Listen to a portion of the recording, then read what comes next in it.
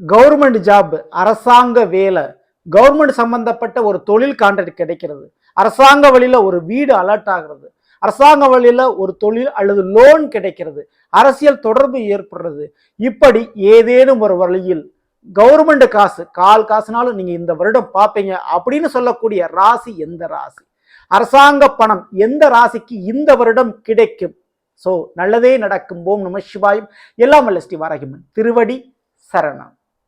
அரசாங்க சம்பளம் அப்படின்னு சொல்லக்கூடியது சூரியன் தாங்க. கவர்மெண்ட் வேலைக்கு ரொம்ப ரொம்ப முக்கியமான ஒரு கிரகம் சூரியன் தான். ஸோ சூரியனை பொறுத்த வரைக்கும் சிம்ம ராசி, அதற்கு அதிபதி தான் சூரியன். ஓகேங்களா? ஸோ இந்த 2025 9ஆம் வீடு ரொம்ப ரொம்ப முக்கியமானது. ஸோ அந்த 9ஆம் வீட்டுல நல்ல வலுத்த கிரகங்கள், பெரிய கிரகங்கள் இருக்கின்ற பட்சத்துல அந்த ராசினருக்கு அரசாங்க விலை ஏற்படுத்தி கொடுக்கக்கூடும். ஓகேங்களா? நான் ஏற்கனவே சொன்ன மாதிரி சூரிய வழிபாடு தவறாம பண்ணுங்க. எல்லா ராசியினரும் சூரியனை வணங்குகின்ற பொழுது, சூரிய வழிபாடு செய்கின்ற பொழுது கண்டிப்பா அந்த அரசாங்கத்தினுடைய ஏதாவது ஒரு ஆதரவு உங்களுக்கு கிடைக்கும்.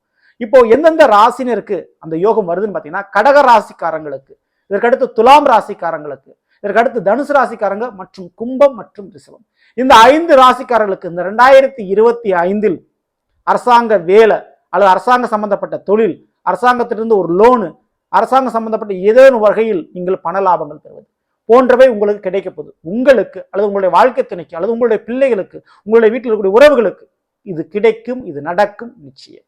ஸோ இந்த மாதிரியான ஒரு வாய்ப்பு இந்த 2025 இந்த 5 ராசினருக்கு கிடைக்குது, பயன்படுத்திக்கங்க. மற்ற ராசியினர் கண்டிப்பா ஞாயிற்றுக்கிழமை அதிகாலை 6 மணி முதல் 7 மணி வரை வரக்கூடிய சூரிய ஓரையில் செந்தாமரை மலர் சூரியனுக்கு சாட்சி வணங்கி விட்டு வாருங்கள். தொடர்ந்து ஒரு 5 கிழமை அரசாங்க விஷயத்தில் நீங்க எதை எதிர்பார்த்தீங்களோ அது கண்டிப்பா உங்களுக்கு நடக்கும்.